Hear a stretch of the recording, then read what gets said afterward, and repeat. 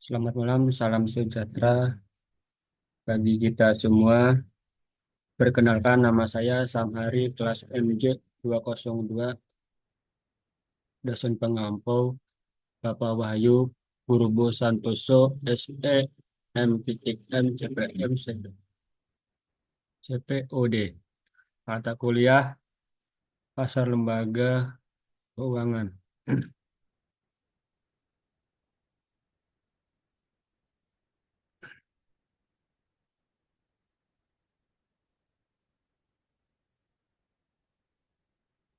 Pada malam ini saya akan menyampaikan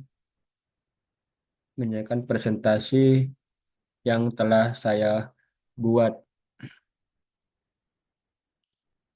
Langsung ke perihal.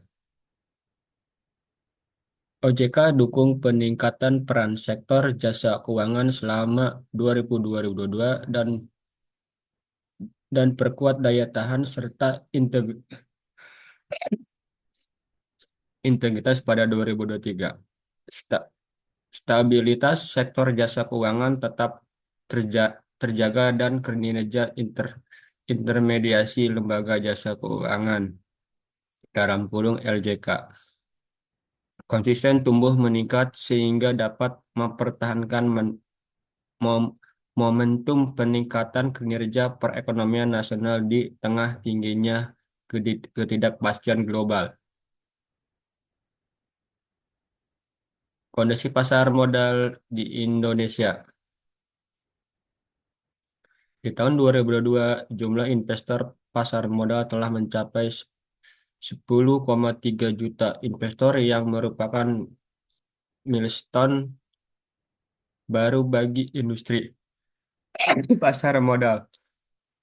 Dukungan ke dukungan kemudahan masyarakat mengakses instrumen pasar modal dan perluasan kanal distribusi terutama secara digital mendukung lonjakan pertumbuhan investor sebesar 37,68%.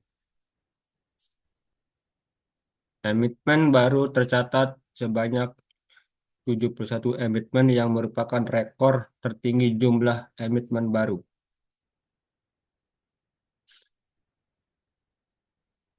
Kondisi perbankan di Indonesia, kredit perbankan. Kredit perbankan November 2022 tumbuh 11,7 dengan nominal kredit secara MTM naik sebesar Rp 13,9 triliun menjadi Rp 6,34,75 triliun. Dan dana pihak ketiga DPK tumbuh 8,78% itu menjadi 7.974 triliun utamanya didorong peningkatan tabungan dan deposito.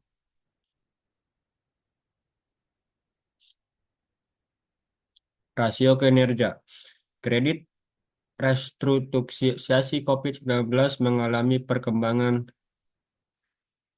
positif dengan mencatatkan penurunan sebesar 13,27 triliun menjadi 4,499,87 triliun dengan jumlah nasabah juga menurunkan menjadi 2,40 juta nasabah dalam kurung Oktober 2002 2022 52,53 juta nasabah.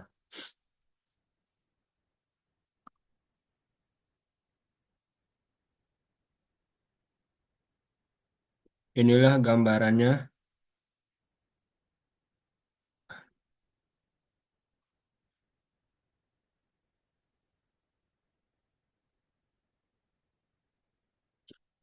Industri non-keuangan di Indonesia. Beberapa indikator kinerja industri keuangan non-bank tetap tumbuh, di antaranya akumulasi pendapatan premi sektor asuransi, outs- outstanding piutang pembiayaan aset dana pensiun, dan outstanding pembiayaan fintech peer-to-peer P2P lending.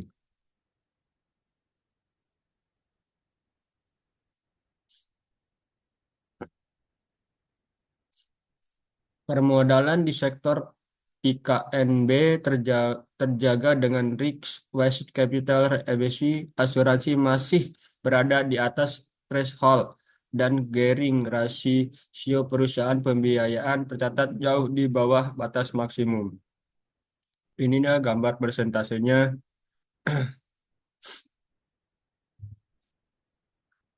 Hmm. Kebijakan OJK di sektor jasa keuangan tahun 2022. Satu, mitigasi peningkatan risiko eksternal terhadap stabilitas sektor jasa keuangan. Dua, kebijakan mendukung pemulihan perekonomian nasional. Tiga, penguatan infrastruktur sektor jasa keuangan.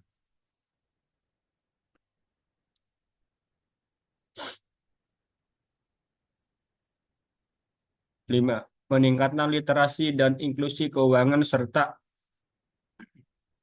penguatan perlindungan konsumen. Enam, upaya unipersomen atau penegak hukum. Tujuh, peningkatan governance di sektor keuangan. Program Edukasi dan Perlindungan Konsumen 2022 Otoritas Jasa Keuangan dalam kurung OJK. Pada tahun 2022 Otoritas Jasa Keuangan OJK meluncurkan Strategi Nasional Edukasi dan Perlindungan Konsumen Jasa Keuangan 2022 sampai 2007.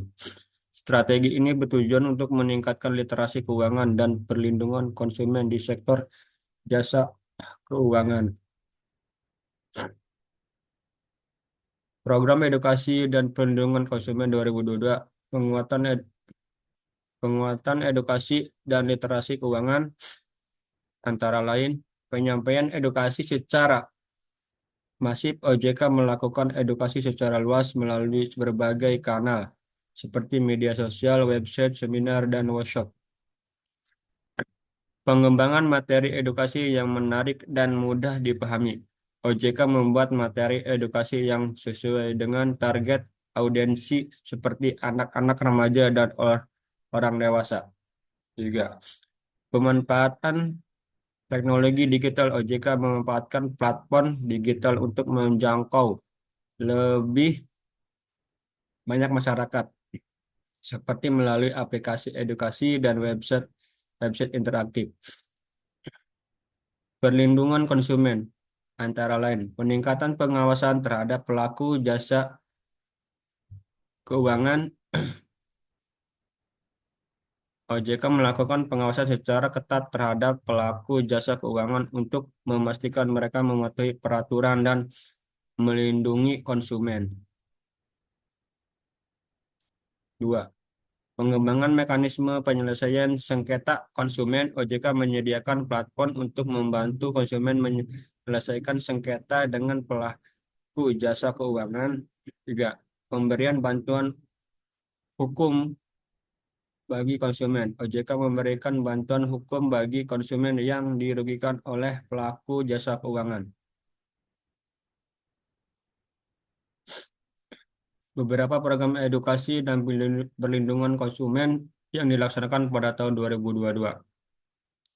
Program edukasi keuangan syariah. OJK menyelenggarakan program edukasi keuangan syariah untuk meningkatkan literasi masyarakat tentang produk dan jasa keuangan syariah.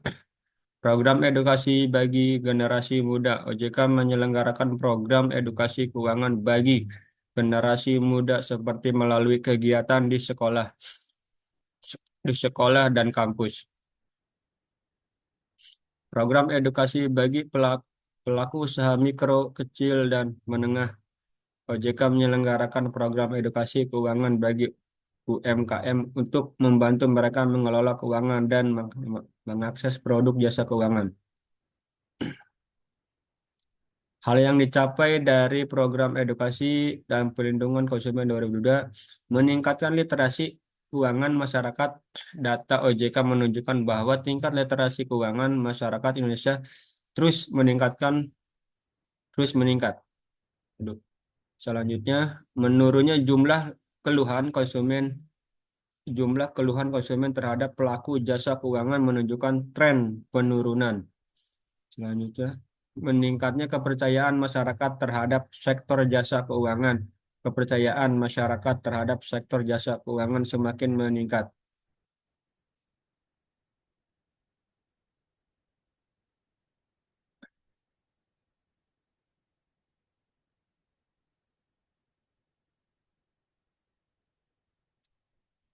Kebijakan OJK di sektor jasa keuangan tahun 2022 mendukung pemulihan ekonomi nasional. OJK mendorong penyaluran kredit kepada sektor-sektor prioritas seperti UMKM, infrastruktur, dan ekspor. OJK juga memberikan relaksasi regulasi untuk membantu pelaku usaha di tengah pandemi COVID-19. Mempersiapkan normalisasi kebijakan.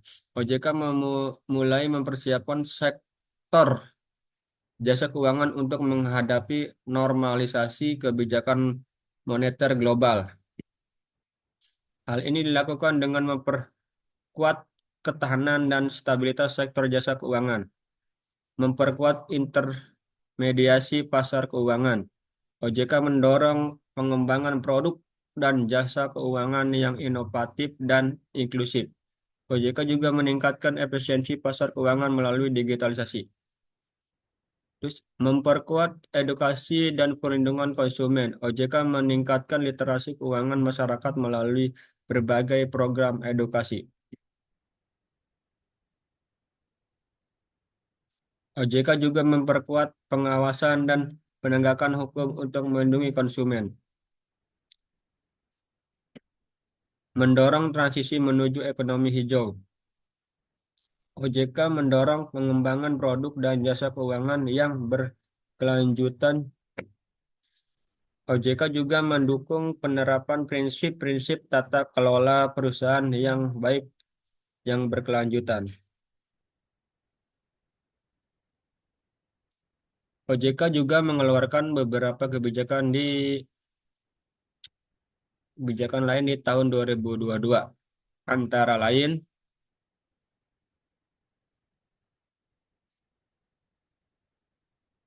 me- kebijakan terkait dengan pengembangan pasar modal syariah. OJK mengeluarkan beberapa kebijakan untuk mendorong pengembangan pasar modal syariah seperti penerbitan surat berharga negara syariah dan suku daerah. Kebijakan terkait dengan Bitnet. OJK mengeluarkan beberapa regulasi untuk mengatur fintech seperti POJK 13/2020 tentang layanan pinjam meminjam uang berbasis teknologi informasi dan POJK 18/2020 tentang penyelenggaraan layanan neobank. Kebijakan terkait dengan UMKM, OJK mengeluarkan beberapa kebijakan untuk membantu UMKM seperti POJK 14/2020 tentang penyaluran kredit mikro dan POJK 41/2020 tentang Bank Pengembangan Daerah. Sekian presentasi dari saya. Kurang lebihnya mohon maaf bila ada tutur kata yang kurang berkenan. Mohon dimaafkan.